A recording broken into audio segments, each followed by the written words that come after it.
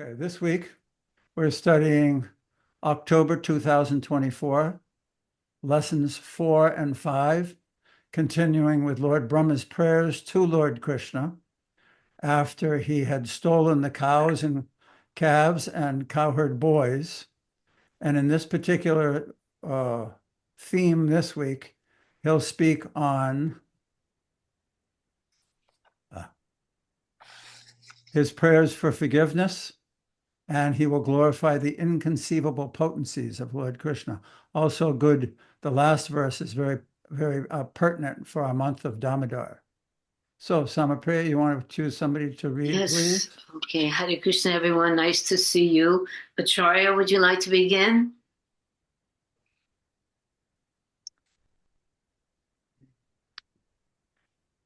Yes, thank you. Srimad Bhagavatam 10:14-9. My Lord, just see my uncivilized impudence.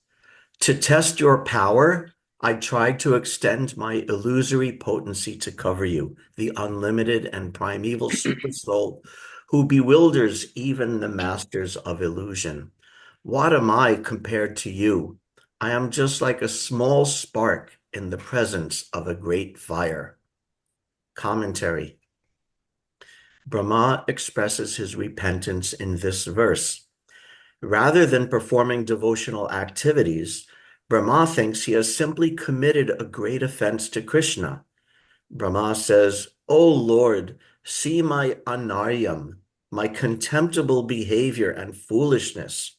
You may give suitable punishment or forgiveness. Otherwise, persons like me will commit further impropriety." Brahma continued, "What was my bad conduct? You are my father and the source of everything. Yet I offended you when you were enjoying lunch with your friends in the forest. What was my foolishness? You have immeasurable powers and you are the soul of all souls. Revealing my foolishness, I misused my position to commit an offense against you. I have shown the ultimate foolishness in attempting to mystify you who bewilder even the masters of illusion. I desired to see your powers by invoking my powers of illusion. But beside you, I am as insignificant as a spark emanating from a huge fire." Now, do you think it would be better? Oops. Yeah, read the next verse too, Yeah. the next Okay, slide, and then we can have a little discussion. sure.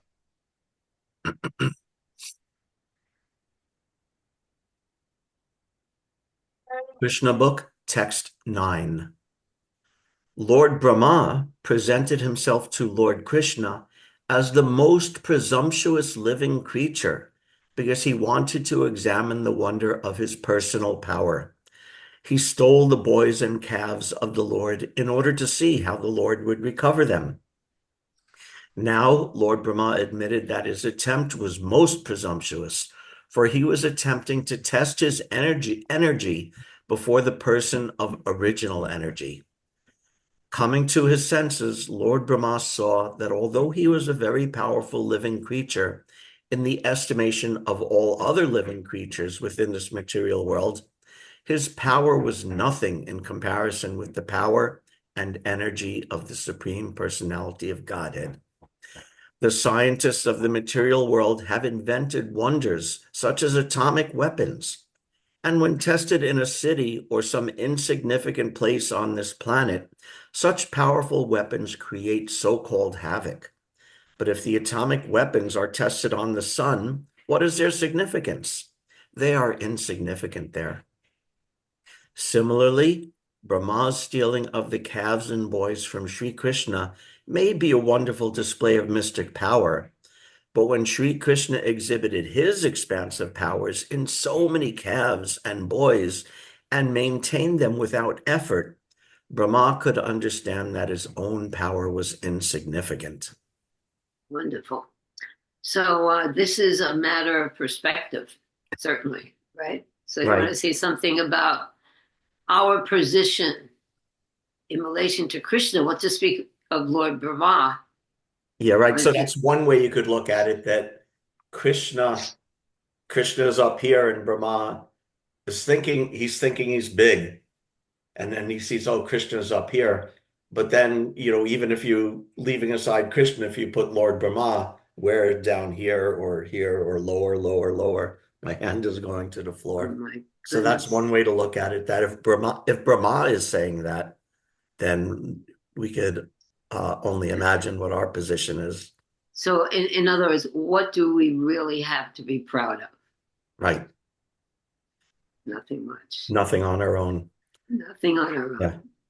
Yes. I also Really? liked in the first reading in the verse that line about that he's putting into illusion the masters of illusion.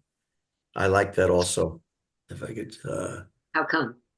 uh What masters of illusion? I'm looking that's the demigods, including him, uh who bewilder even the masters of illusion. I liked it because it's sort of recounting the very first verse of the Bhagavatam.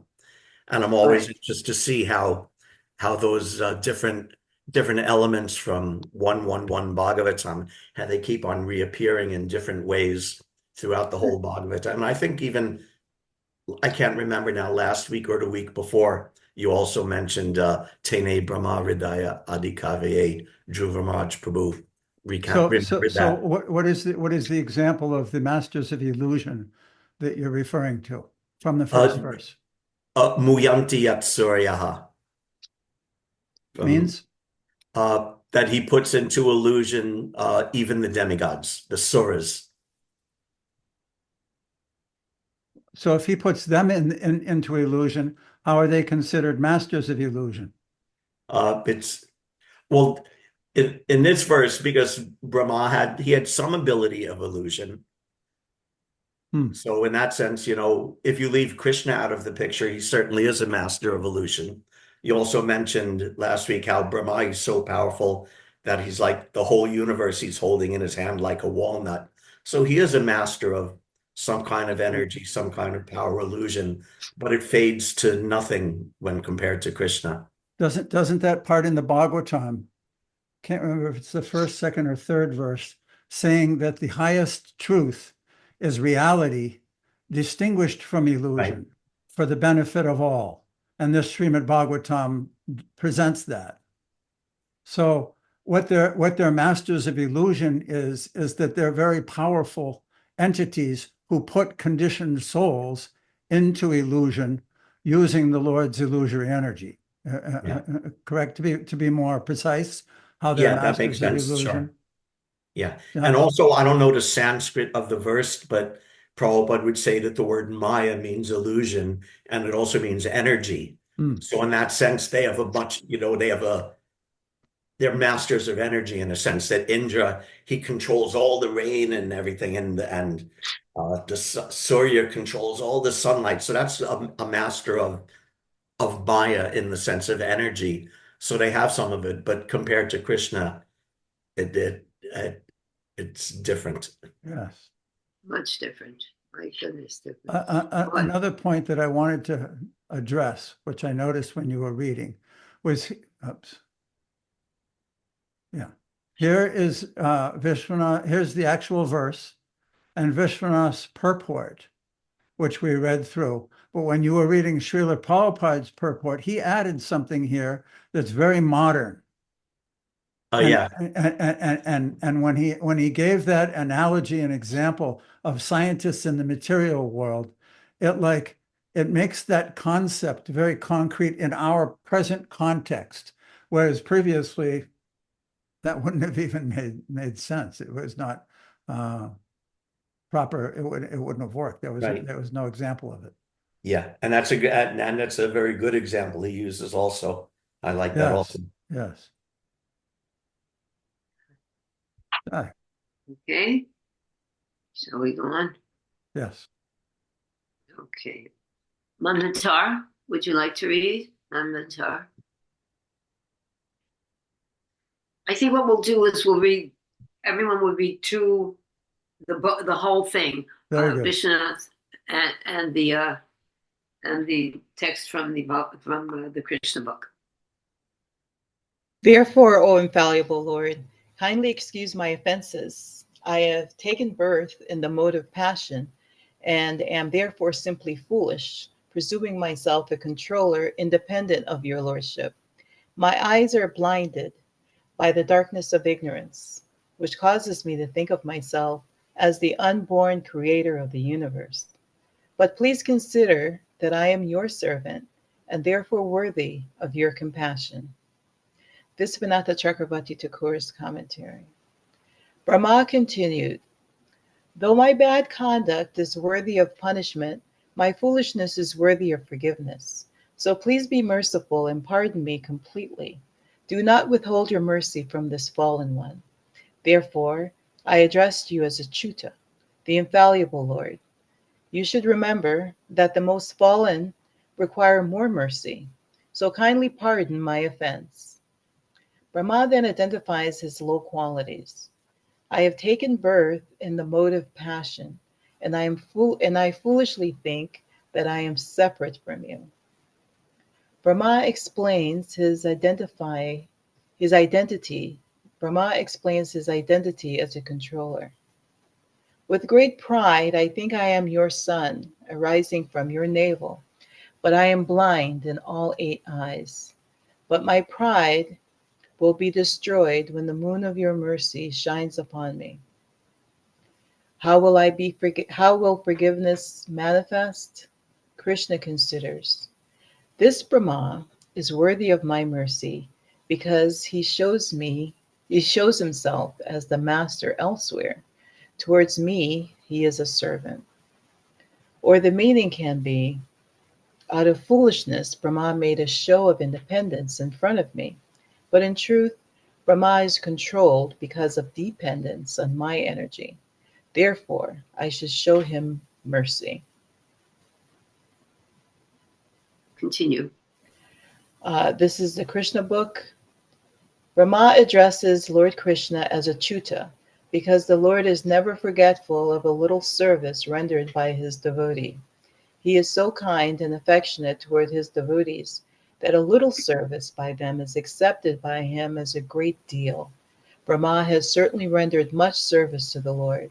As the Supreme Personality in charge of this particular universe, he is, without a doubt, a faithful servant of Krishna. Therefore, he could appease Krishna. He asked that the Lord understand him as a subordinate servant whose little mistake and impotence might be excused. He admitted that he was puffed up by his powerful position as Lord Brahma.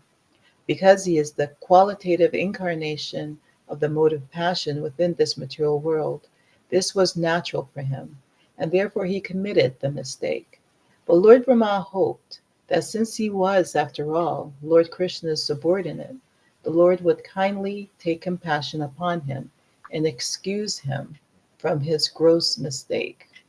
Oh boy, these are nice verses.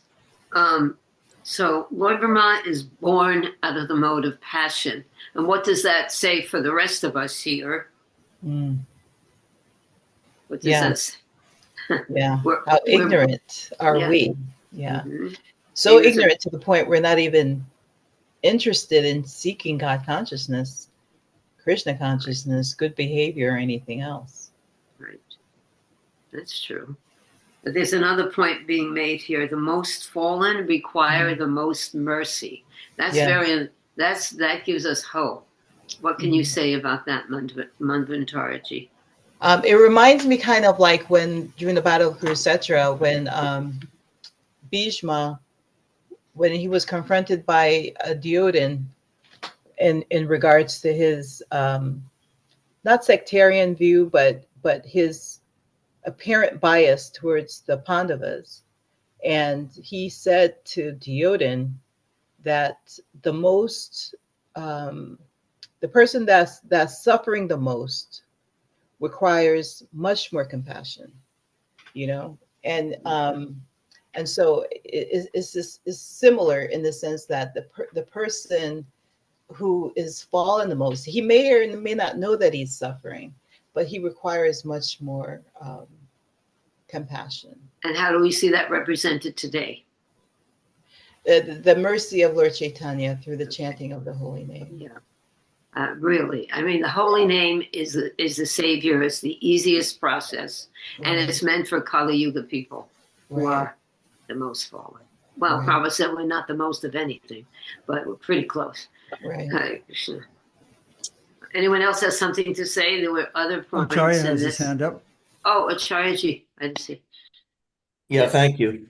I I love so much the very first sentence of Vishwanath Chakravarti's commentary. Oh, Those first words, they really struck me, and it's like a sutra or yeah. Though my bad conduct is worthy of punishment, my foolishness is worthy of forgiveness. That beautiful. I just really love that idea, and it's expressed so nicely.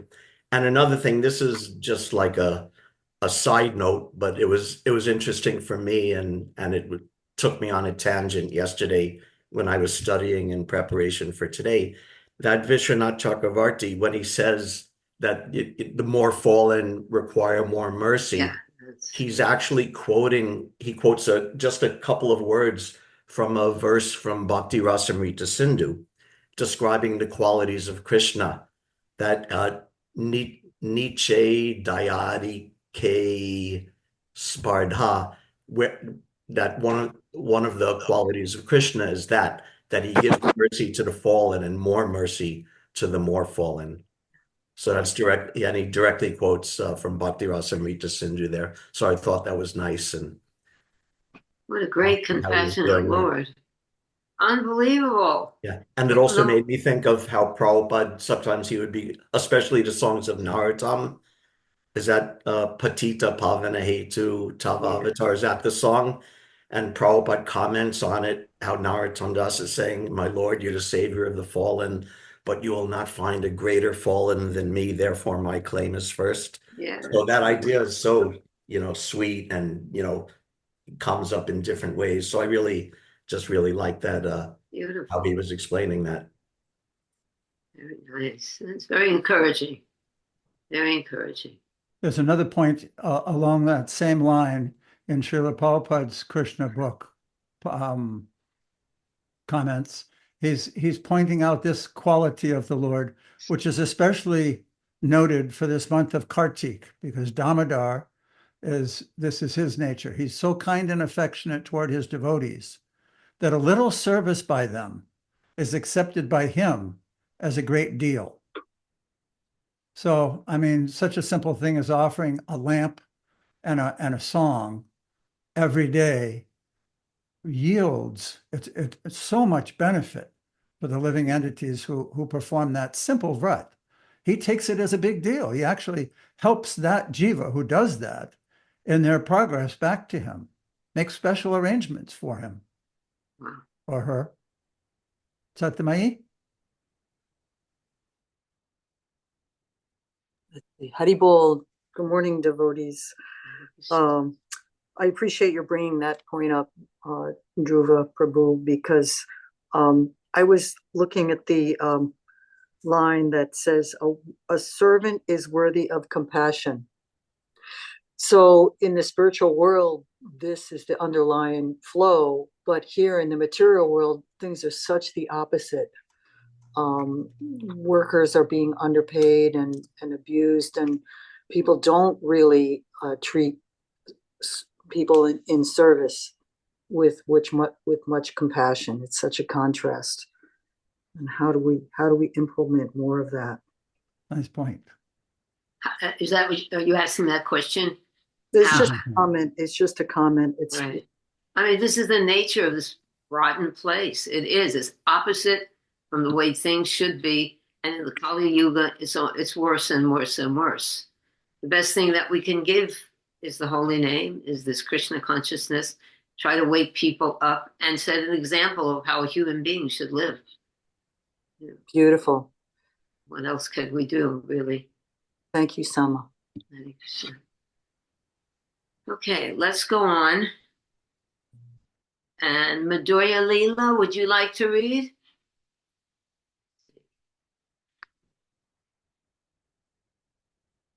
Midori, there she is.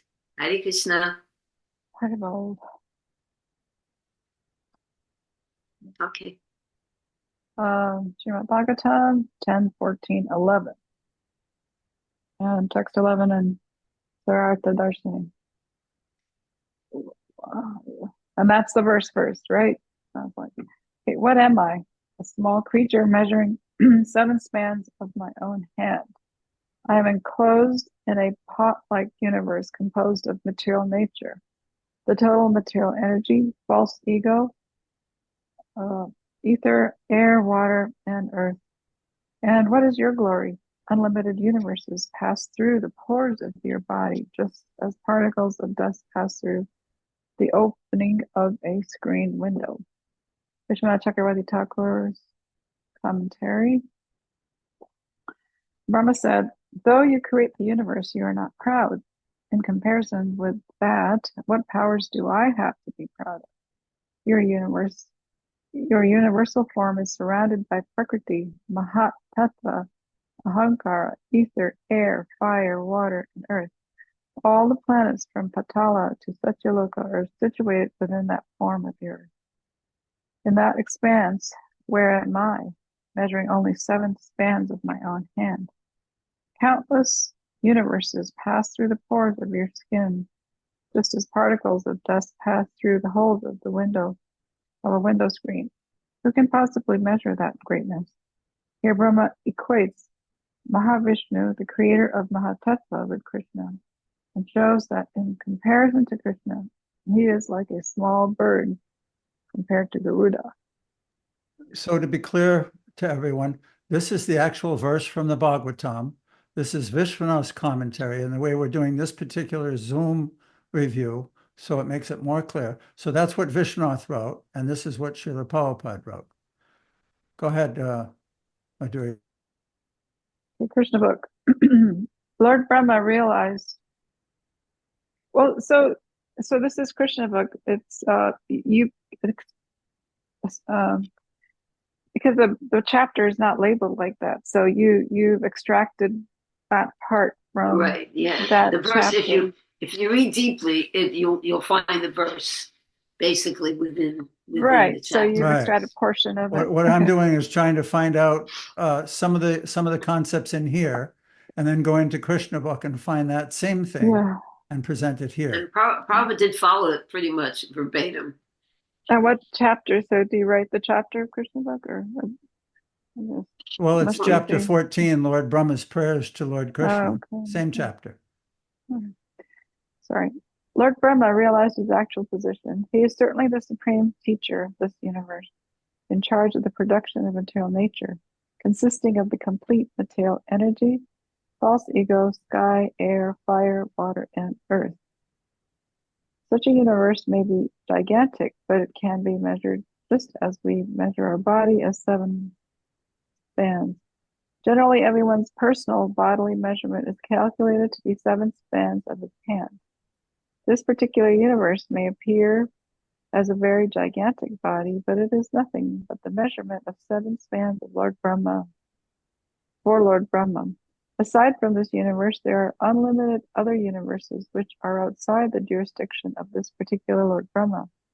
Just as innumerable atomic infinitesimal fragments pass through the holes of a screened window, so millions and trillions of universes in their seedling form are coming out from the bodily pores of Mahavishnu. And that Mahavishnu is but a part of the plenary portion expansion of Krishna. Under these circumstances, although Lord Brahma is the supreme creature within this universe, what is his importance in the presence of Lord Krishna? Oh my God, talk about being humbled. What do you think about this, Madhurya Leela, in relation to our position? Well, I mean, he's being humbled, but he's not taking it in a bad way. So one who No. realizes their humility is actually great. It's not like a low position. If one is humbled, then that's with greatness. So, I think Brahma's, so we're like that too. We think, We're I even did smaller this. than that. Lord Brahma is carrying in his hand a little nut and a walnut, and we're one of the universes in the walnut. I mean, we're the smallest of the smallest of the smallest. What? And in relation, so how does it, I just want, What did you just say? That this universe is like a little walnut in his hand, and what about the other universes? oh, well, that everybody. I didn't What follow to you. speak of the pores of coming out of his pores, the Are you universe. talking about Mahavishnu or Lord Brahma? No, well, Lord Brahma, isn't Lord Brahma, wasn't it said that Lord Brahma had this one universe? It's the size of, it's very small in relation to Lord Brahma. What to speak of in relation to Lord Krishna, isn't it? Or is that Okay. the example being Yes, used? I got mixed up with the yeah. example. Okay, I'm sorry. that's okay. Well, from my angle of vision, it's all inconceivable. There you go. Does anybody know what 7 spans means? 7, like if you stretch your hand out Yeah, but this is from a space. the thumb to the end of the finger, baby finger. What? That's one only, span. that's only 8 inches. I know. So yeah, 7 times 8 is only Oh, there's a 56. Only Acharya. 56. I'm much bigger than that. Not much, Yeah. but I'm certainly bigger. Well, maybe it's more than 8 inches. Acharya's here with the answer. What's up? Not the answer, but just out of curiosity, I measured the span of my hand, stretched out my fingers as far as I could, and measured it and multiplied by 7, and it was actually 2 inches off of my Was it really? actual Okay. height, which is pretty close. Yes. I was thinking Brahma's hand must be really huge. Yeah, exactly. You think so, huh? That's the point. Definitely. So does he have a subtle body? Brahma? Certainly we're not seeing something that's that huge where the whole universe is only 7 times his size, The whole His universe. size or his span of his hand. span of his hand, which means his body must be huge. Yeah. Still a material body. Of course, he has a spiritual body. A subtle body. Of course, he has a subtle body too. Yes. The subtle body makes the material body. And I think he can manifest like a form if he also has that. But doesn't Narada say in the 2nd canto that when he's glorifying Brahma and saying, but I see you meditating on someone else, that's when he says, you hold the universe within your hand as one holds a walnut. yeah. You know everything that's going Definitely on got that mixed up. everywhere. Okay. So it's we're headed toward inconceivable. Well, when Brahma came to say his prayers to ask for forgiveness to Krishna, Yes. he was small size. Right? Ah. He was, He made a size that Krishna could see as a small boy yeah. and relate to. Right. Yes. Manvantara?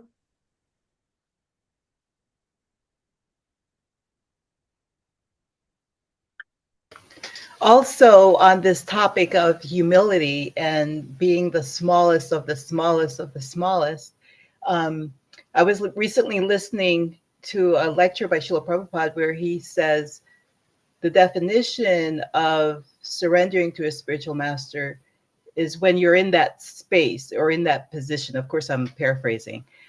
He was saying how, when you don't know anything, you surrender to someone who does know, so you surrender to a spiritual master and you don't have to worry about anything. You just follow and listen to what the spiritual master says.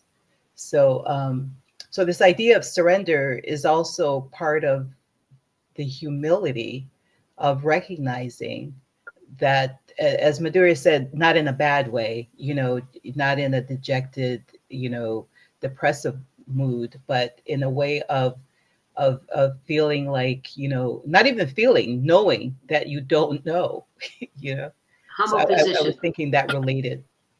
Accepting your humble position. Yeah. Actually. Good. Nice blend. Okay, shall we continue? Chaita, you want to read? Thank you. Yes, Did Acharya still have his hand up again? Oh, Acharya ji, did you want to say something? Sorry. There's something wrong with my screen. I can't see the hand raised. I Go feel on. like I'm talking too much, but As there's long so as it's much in about Krishna, we'll let you go. there's so much in these verses. And I really liked in Brahma's prayer, this style of prayer where he says, "Who am I?" or "What am I?" And that word in the verse, the Sanskrit is kwaham, what am I or who am I? And that prayer, a lot of devotees in the Bhagavatam actually use that, where they say, what am I and what is Krishna? Rukmini says that, what am I? I'm just a mundane woman and you're the supreme personality of Godhead. And Prahlad uses the same word, kwaham, what am I? I'm just a demon born in the lower modes and you're the supreme person. And the other one is Sudam Brahman says, Kwaham Daridra Papian, what am I? I'm just a poor sinful Brahmin, and you're the supreme personality of Godhead. So I like that sort of prayer of comparison. What am I and what is Krishna? That if we understand both of those things, then automatically the humility and surrender will come. I just like that sort of construction. Yeah, what a nice point. Thank you for sharing it. Thank you. Okay, let's go on. Chita. Very nice. Very nice, Acharya. Okay, Srimad Bhagavatam 10, 14, 12 through 14. O Lord Adhokshaja, does a mother take offense when a child within her womb kicks with his legs? And is there anything in existence, whether designated by various philosophers as real or as unreal, that is actually outside your abdomen? My dear Lord, it is said that when the three planetary systems are merged into the water at the time of dissolution, your plenary portion, Narayan, lies down on the water. Gradually, a lotus flower grows from his navel, and Brahma takes birth upon that lotus flower. Certainly, these words are not false. Thus am I not born from you? Are you not the original Narayan, O Supreme Controller?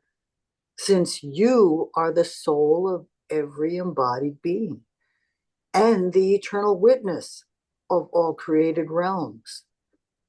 Indeed, Lord Narayan is your expansion, and he is called Narayan because he is the generating source of the primeval water of the universe. He is real, not a product of your illusory Maya. Now, the reason that I clustered these three together, because it's basically the theme is the same. He's asking for forgiveness, and he's pointing out that he's born of this person as a son, or even as in this case, his mother.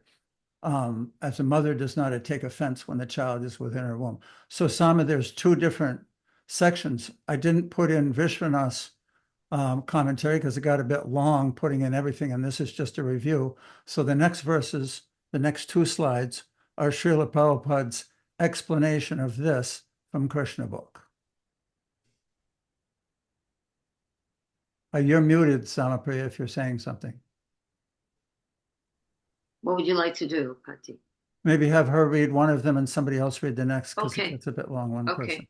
go on. Haribol. Continue reading.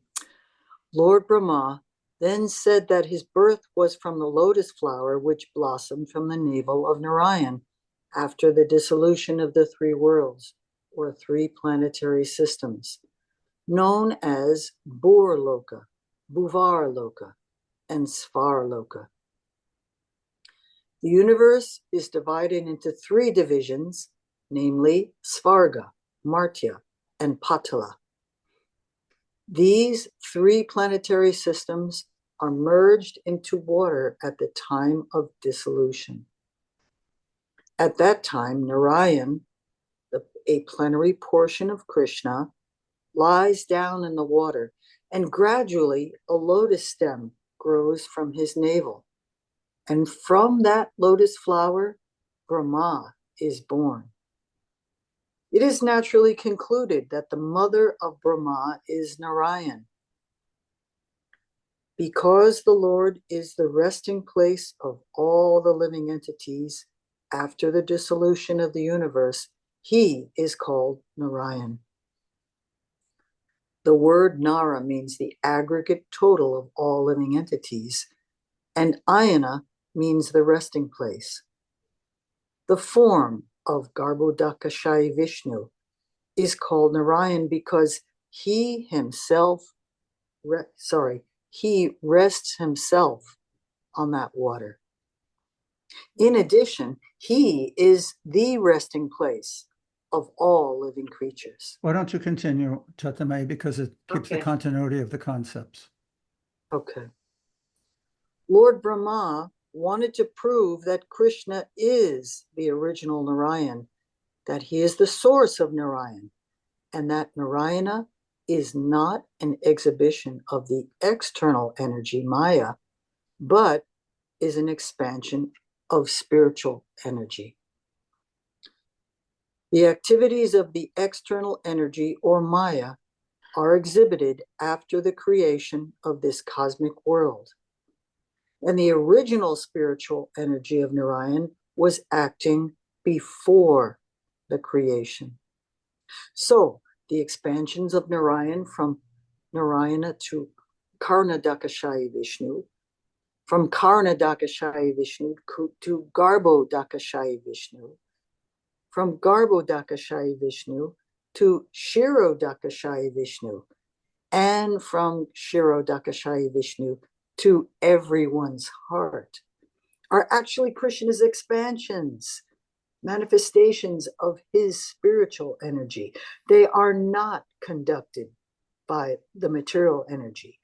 Therefore, they are not temporary. Anything conducted by the material energy is temporary, but everything executed by the spiritual energy is eternal. I can't tell you how many times this week Samapriya told me that last sentence. It's a great sentence. It's a temporary. great sentence. So Nice. everything seems to be headed toward our insignificant size. Seriously. And also that we're included. We're entitled to Lord Krishna's compassion because we come from him. And it's his dharma to be taking care of us. We're part of that eternal descent, the eternal layout of living entities. So what is there to exclude us? And we're not, you can't throw us away. We're not discardable. No, we're not discardable, but we are almost. I mean, we're like. We're really. I can't get that out of my head. Reading all of these different things. How do I have a relationship? And this is because Krishna has a desire to have a relationship with everyone, with such a person who is all pervasive, and it keeps getting grander and grander and grander and grander. And yet, of course, Mother Yasoda is tying a rope around his waist. And it's just like this is that inconceivable word. That word inconceivable. It saves us all. It really is a good explanation for most of the things that have to do with everything that we're reading. Hare Krishna. So true.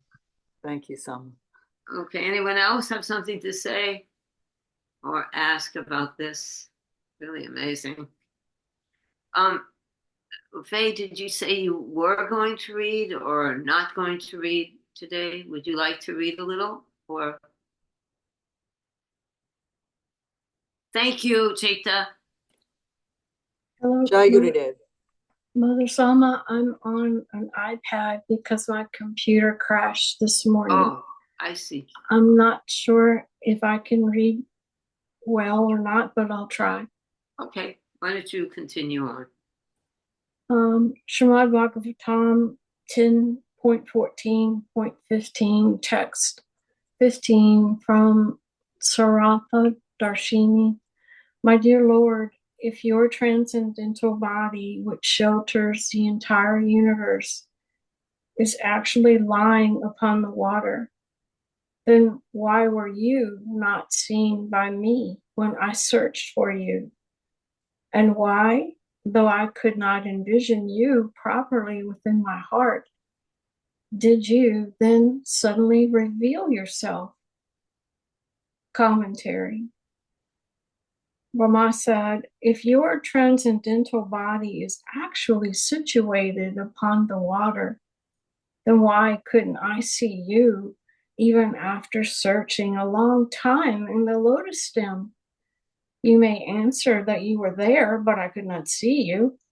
But then how could I suddenly see you through meditation and then lose sight of you again?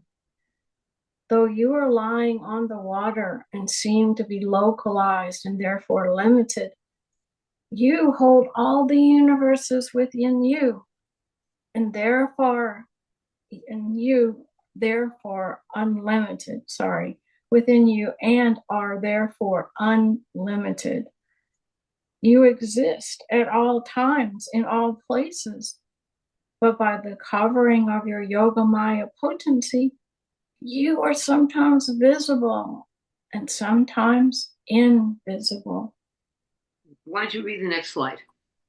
Or if Neil is there, would he like to read? Or Neil is not beside me at the moment. He'll be Okay. back shortly. okay, will you just read this then?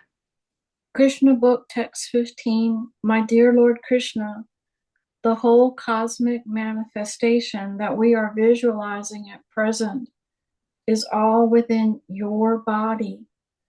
Yet I am seeing you outside, and you are also seeing me outside. How can such things happen without being influenced by your inconceivable energy? Lord Brahma stressed herein that without accepting the inconceivable energy of the Supreme Personality of Godhead, one cannot explain things as they are. God, here we go again with the inconceivability of the Lord. And there was another statement about meditation on the Lord. Can you say something about that? Very briefly, Mother Sama, I'm humbled Okay. that you even call upon me. However, when I try to think of the vastness of Kshirodaksha Vishnu, then go down another level, Garbhodaksha Vishnu, and on and on and on. There's so many Vishnus and so many things that are so far above what I will ever grasp. So I enjoy looking at the inconceivable as conceivable only by Krishna. I never understand hardly anything. The more I learn, the more I realize, the less I know. Yeah. Therefore, if I cling to Lord Chaitanya's help with his mercy, Krishna is everywhere in everything and outside of everything and everywhere, all at the same time. So all I have to do is be humble enough to accept it. Good. And by accepting that, I'm sure he will show me what I need to understand and give me the inner direction to reach out to those who sincerely understand a lot more than I do Hare in the Krishna. disciplic tradition. That sounds like a good summary of the whole Krishna conscious philosophy. Very good. Thank you. Thank you, Mother. There was a reference here, but I don't know I lost where it was, about meditation. And we had a program last night where we were talking about taking the time to meditate and think about what this actually is. And that's why we have this class, so that we can discuss and think about these inconceivable, even though they're inconceivable, these inconceivable descriptions of the Supreme Personality of Godhead. This is almost like the first step in God realization, to understand his inconceivability. Yes, Mother. Like a child, I cling to the pictures. Dhruva Maharaj always puts wonderful pictures in our reviews. Yeah. And like a child, I need those pictures. Yes. It's just like I'm learning my ABCs. the Right. sweetest thing about it is the realization that all of this is accessible through Krishna's mercy Right. and the mercy of his devotees. Good. That's how we hang on. That's how we hang on. And Prabhupada did say about these pictures that they are windows to the spiritual world. So, and most of them are painted under his direction by the ISKCON devotees. So there's nothing wrong with grabbing onto them and having that meditation, meditating on the form of the Lord. Very beautiful. Anyone else have something to say about this? Then let's go on. Thank you so actually, much. because there's Ian. Ian has a question. Okay. Ian, you were going to read next anyway. What's up? Sorry I'm late. So just quickly a comment. The Lord doesn't, from previous readings, we know that the Lord does not, he does not easily, one does not easily see the Lord. In other words, if you aren't at a certain level of purity, then you will not see the Lord. For example, Dhruva Maharaj, he meditated and first he saw the Lord after a while. Narada Muni also, and then he disappeared. Narada Muni too. So in various devotees, the Lord appeared to. So you have to be at a certain level of purity for the Lord to appear. But the Lord doesn't stay for long. For example, in the Vrindavan Leela, the Krishna and he disappeared from the gopis. So he has a way of appearing and disappearing. And I say one has to be at a certain level of purity for the Lord, to be in a presence.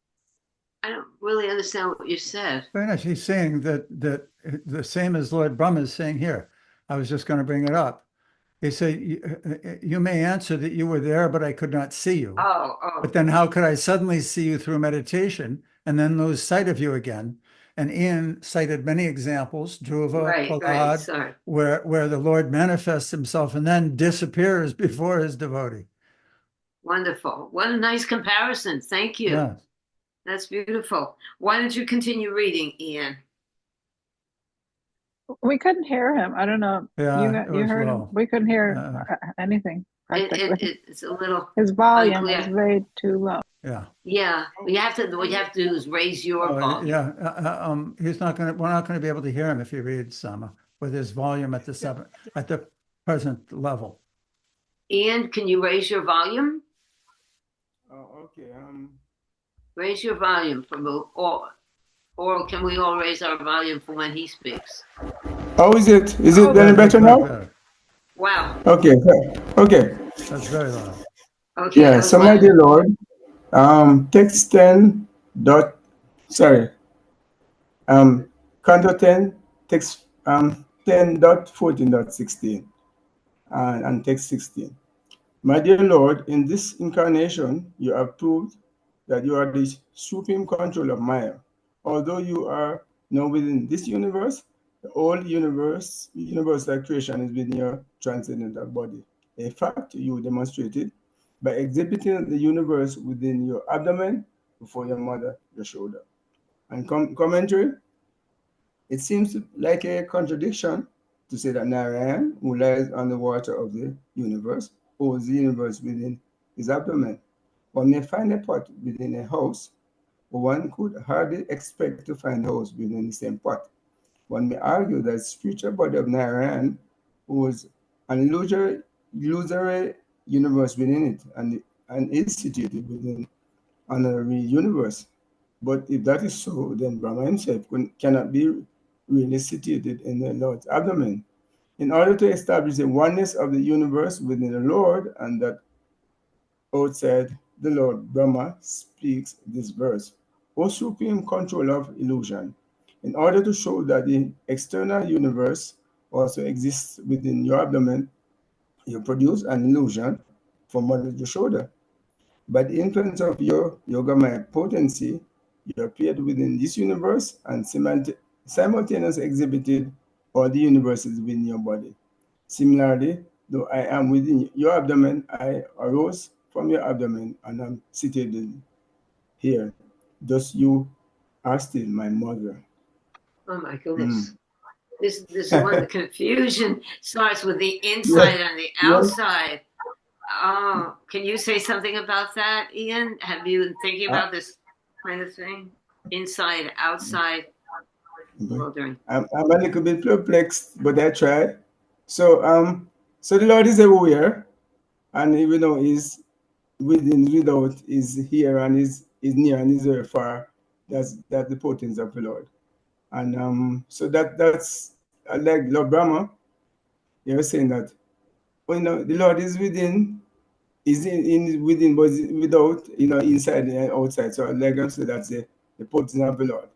Yes, and we know that because of the multipotency that the energies, then Lord exhibits certain manifestations. So like Brahma, I'm a bit confused, but I understand Brahma is being perplexed. But the Lord is within, but Lord is without. Yeah, so that's. Hope I'm not rambling. Hare Krishna. Oh, that's something. Anyone else? Anything else you have to say about this, Ian? There's also Could Srila I say- Prabhupada's Krishna book if you want to have him read that.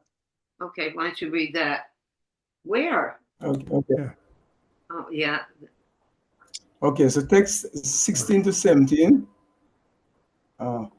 Wait a second. That's Krishna book. My dear Lord, in this incarnation, you have proved that you are the supreme controller of Maya. You remain within the cosmic manifestation, and yet the whole creation is within you. This fact has already been proved by you when you exhibited all universal creation within your mouth, before your mother, your shoulder. By your inconceivable potency of Yoga Maya, you can effect such things without any external help. So we see the Lord's Yoga Maya potency exhibiting a lot of different manifestations. So the Lord can be within and without. As it said, when Mother Yashoda looked in Lord Krishna's mouth, she saw the entire, universal creation. So, yeah. As I say, the Lord doesn't do it, but his Yoga Maya potency does a lot of wonderful things which, gets us perplexed. Yes. Yes, it's a really bewildering factor. I'm astounded at the infinite possibilities of inside and outside of the Lord. This is astounding to me. Thank you. And Ian. may I just add to quickly is that, as I remarked before, when devotees are in the presence of the Lord, there's no limit as to the kind of prayers and realization that they have.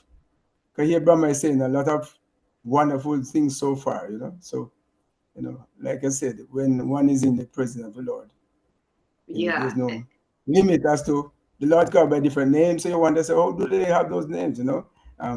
Adyokshada, Madhusudan, Janardhan, whatever.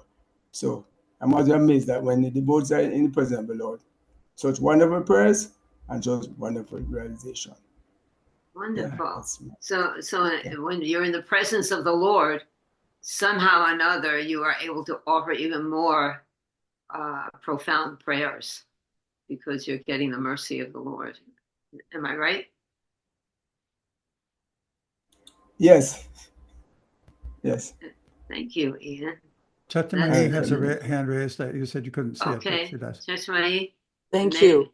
So as I was reading this, the question came to me, are both the internal and external manifestations of the cosmos, are they equal in value, or is one Maika?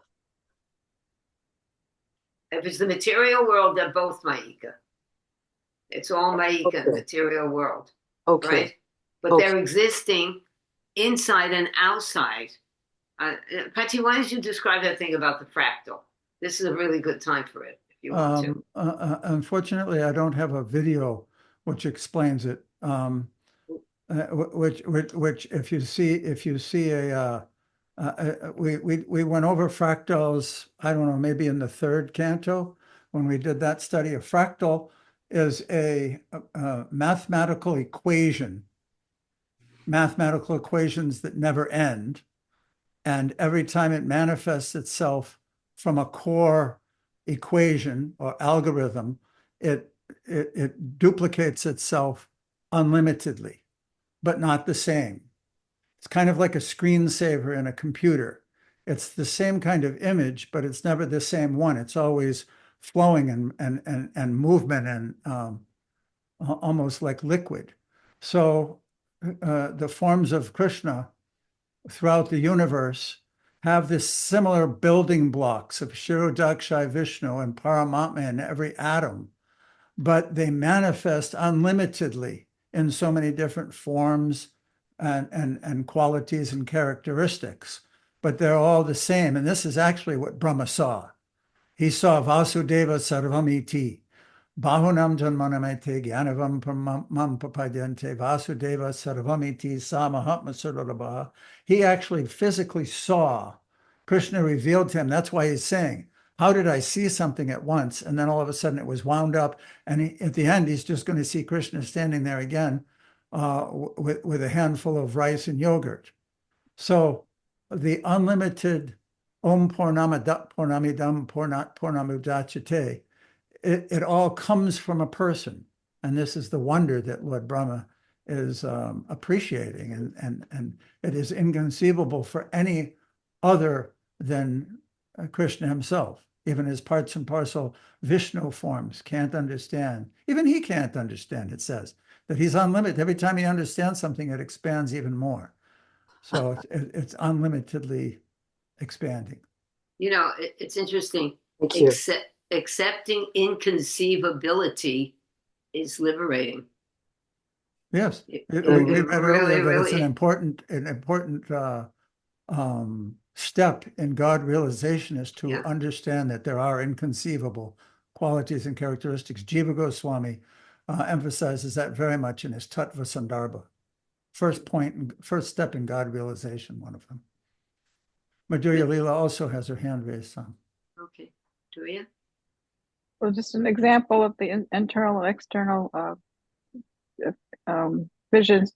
We saw that when Mother Yashoda asked Krishna to open his mouth, she saw the whole universe within his mouth, and yet it was outside of him as well. Yeah, that's Yeah. it was written in the text. Very, very Yeah, good. nice example. Okay. Shall we go on? Thank you for that, Madhurya. It's getting to be more and more inconceivable. Let's go on. Acharya, you want to read the I next think one? Is Nanda not going to read? Nanda She's says she's not going to read. Nanda, Okay. will you bless us? No, she's not going to bless us. Okay. Oh, Madhurya has her. Oh, wait, Manvatara has her hand up. Manvataraji? I was just going to comment or ask rather something to think about. I was thinking with Krishna being so inconceivable and multiplying with his different energies and being the master of those energies, how is it possible to even serve him or please him according to the first question that the Prabhus ask at the Namaskar. Namaskar in terms of service, true, pure service, like, because he's ever changing, okay. increasing. I mean, if you see a person who's very powerful, I mean, this is the most powerful, and this forces you to become humble. And our nature, we are by nature servants. So in front of the Lord, even Lord Brahma is taking the humble position, and you will do what Krishna wants. right. And, service is our nature, and we are so far removed from that. Although we're serving all the time, we're serving the material energy. That would be my understanding, that service is our nature. And then we always have the inconceivability. It's inconceivable that Krishna, who is so grand, comes into our hearts and he wants to have a relationship with us. And that's what pleases him. have a relationship with us. You know, who are we? He's He's he's actually given the methods of establishing it. That's what the Vedas are for. It's Vedashcha inconceivable. sarvaraham eva vedya vedanta vid ved eva chaham. By all the Vedas, I am to be known. Here's the process. Here's the recipe. It's like a recipe. If you want to bake something, follow the different steps that are there, and it will come out as it's supposed to, the cookies, the cake, whatever it might be. So similarly, he says, what was the verse you quoted last night, son? Man manava vamad bhakto. Yeah. You do this He recipe. promises. He promises that if you serve him, become his devotee, offer your obeisance to him, and also meditate on him, you will come to him. And he said, I promise this. Why? Because you're my devotee. And what does that mean? You accept me. You accept our relationship. You accept that I'm the supreme, and our relation will be harmonious in whatever rasa, if that is the foundation. We can. Okay, go ahead. No, sorry. Okay, back to Manvantari, your question. The first question of the sages of Naimisharanya was, you're learned, you're very experienced, O Sutta Goswami. You please tell us in very easy to understand format, what is the best benefit for the living entities in this material world? What is the best form of action that will elevate them? And here's his answer. Savai pumsam paro dharma. Paro dharma means the topmost activity, the paro dharma, the topmost dharma. Yato bhaktir adhoksaje, rendering service unto adhoksaje. Why adhoksaje? Why this particular word? Adhoksaje means the Lord who is transcendental to this material energy. So the supreme occupation or dharma for all humanity is that by which men can attain to loving devotional service unto the transcendent Lord. So he gave the answer, which is to render devotional service to the Lord, who is transcendental to this material energy. That's the topmost activity, the supreme benefit for all living entities, no matter how they render that service. And as we do it more and more, everything falls into place. We actually become self-realized through this process. Midoriya, did you want to ask something? Did that answer Manvantari's inquiry? So you got a thumbs up. Good. Okay. Well, that's what Manvantari was saying. So Krishna appears in the deity form so that we can serve him, so the inconceivability becomes conceivable. Nice. Good. Beautiful. Very wonderful. It's spoken like a true pujari. All right, let's go on now with Acharya, who is patiently waiting. Everyone's already read once before? Yes. Okay. Srimad Bhagavatam 10, 14, 18. Text 18, Sharartha Darshani. Have you not shown me today that both you yourself and everything within this creation are manifestations of your inconceivable potency?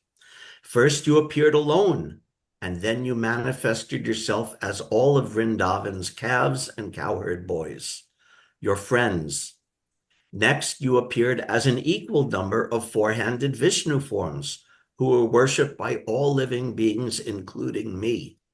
And after that, you appeared as an equal number of complete universes. Finally, you have now returned to your unlimited form as the supreme absolute truth, one without a second. Commentary. Quote, the universe you displayed within your belly and the universe displayed outside that you showed to your mother, and all the unlimited universes passing in and out of the pores of your Mahavishnu form are produced by your material energy and are therefore designated as Mayika. This I have already understood, but today I have realized the existence of thousands upon thousands of spiritual universes formed through your inconceivably powerful Swarup Shakti. There is not one object that exists independent of you in the thousands of universes that you have shown today. Go on. Krishna Book Text 18. My dear Lord, leaving aside all other things and just considering today's happenings, what I have seen, are they not all due to your inconceivable energies? First of all, I saw you alone. Thereafter, you expanded yourself as your cowherd boyfriends, the calves, and the whole existence of Vrindavan. Then I saw you and all the boys and calves as four-handed Vishnus, and they were being worshipped by all elements and all demigods, including myself. Again, they were all wound up, and you remained alone as you were before.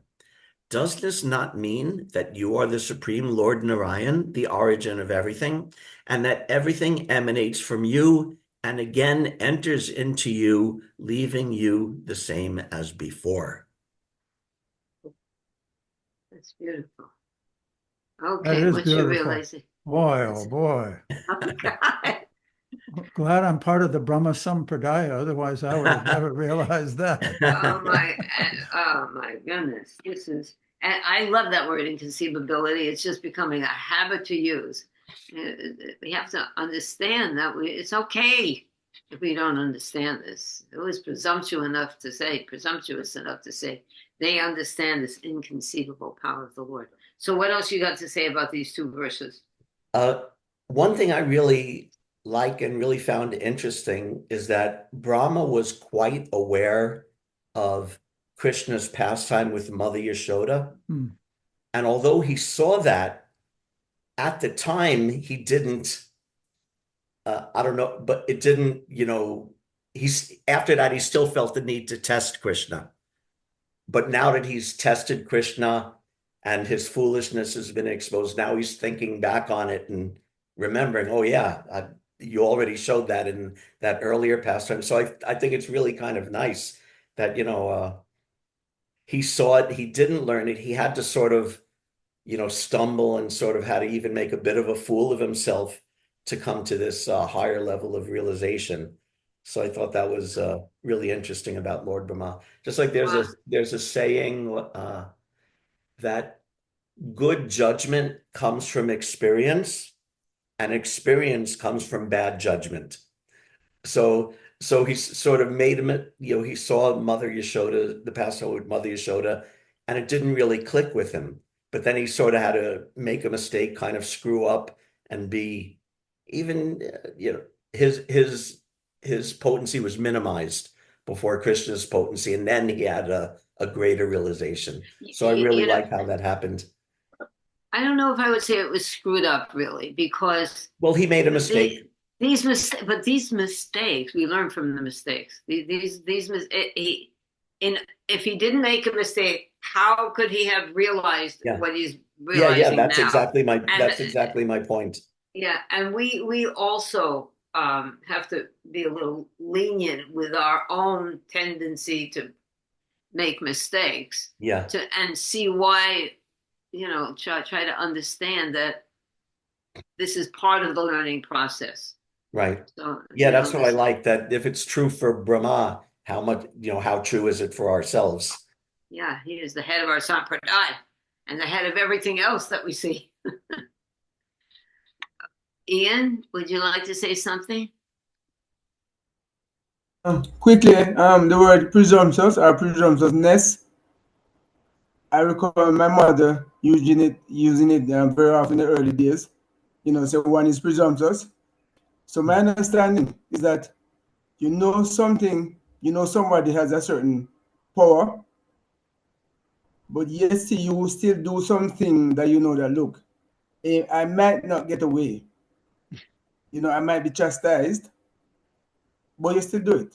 So I was, presumptuousness, I'm thinking that I think came up in the earlier verses where it was used when the presumptuousness came in. So I remember my mother usually talking about somebody's presumptuous. So my understanding is that the power of somebody, the authority of somebody, but you say you're going to do something knowing that you might be chastised, but still you do it. So Brahma know that it's Krishna, that little blue boy was Krishna, but he still so let me test him. So that's how the presumptuousness comes in here. You know somebody is of a certain authority or power, but yes, you're going to mess around, so to speak, even though it might be chastised. So that's my understanding of presumptuousness. Yeah, don't you get what I'm saying? I think he was presumptuous. He realized that he was presumptuous after the fact. You know, Well, yeah, okay, yeah. better late than never. I think when he realized who he was dealing with, when he really Yeah. saw it, that's when they, oh no, I should not have That's tried it. to test that. Well, yeah, he shouldn't have tried, but he wouldn't have if he had if he had Right, if he had- realized if he it had known, previously. yes, You know, certainly. so we have to see the whole. If I'm the not whole mistaken, picture. also, we haven't come across it yet. I think that Vishwanath Chakravarti Thakur points out that in Krishna's Leela, there's kind of a mix of some Mahamaya and Yogamaya. In order for them to completely not understand what's going on, Yogamaya has to be. I mean, they just prayed for him. He's advented. It was only moments ago, like Acharya was pointing out, he knew about Mother Yasoda and Krishna revealing such things before him. So there's some Yogamaya covering them, and Indra getting so angry when I think that's where we'll find it, that there's some element of Yogamaya involved in these pastimes because she conducts the whole thing. Madhurya, did you want to say something? Sorry, yeah. It's just really amazing to me that these great personalities can make so-called mistakes. So I seem to tend toward the idea that it's Krishna's arrangement that they do that so that it's a learning for all of us, you know, rather than, right? They would think also, maybe I'm being presumptuous, that they made their mistake also for them to learn, because we always go deeper and deeper and deeper into our relationship with Krishna, even if you're a great demigod, master of illusion, you know. Well, just like Lord Arjuna, you know, he was put in that illusion, so-called, so that the Bhagavad Gita could be spoken for our benefit. So it's not that he was an illusion. So similarly, these other great personalities, they made, you know, Brahma ran after his daughter, etc. So it was a lesson for us, you know, the whole world, that the universe, that these things can happen, rather than them actually being affected by that. I think they're affected too, or they wouldn't. They can be, have, I guess. They have to be jivas, right? to make it real. To make it real, they have to be affected by it. Even that could be Yogamaya. That could be covered by Yogamaya. But it's truly, even when Krishna is performing the pastime, and he's crying, and he's really crying. He's really into it. He's really, you know, he wants his mother to come and feed him, or, you know, this is reality. You know, it's not. There's no like putting on a play here, you know. Even if you think that, so that's what my husband was saying. That's where Yogamaya comes in. Yogamaya is there to facilitate all of these pastimes, so that when they're performed, there's no. It's all real. It looks real and it is real, but it's under the influence of Yogamaya.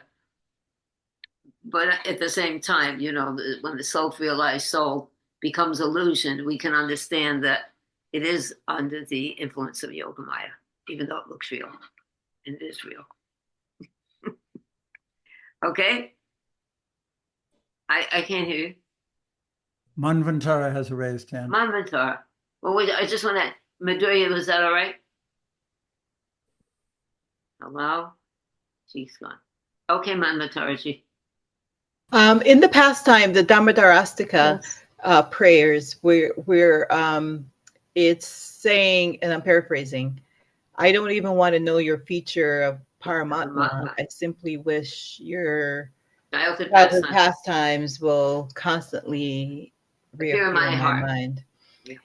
Why is that? Is that because Paramatma is not as personable as the absolute Krishna in Vrindavan? Yes. Yes? Okay, Yes. thank you. Thank you. All right. Simple answer. All right. Okay. Well, that's Very it, nice. folks. We discussed for an hour and a half, inconceivable. We could go on. We could go on eternally. Yep. Try to discuss inconceivable. Hope everybody's having a wonderful Kartik, performing some Yes. for the Lord this Yeah. month. Jai. Thank Jai. you, Thank you very everyone. much.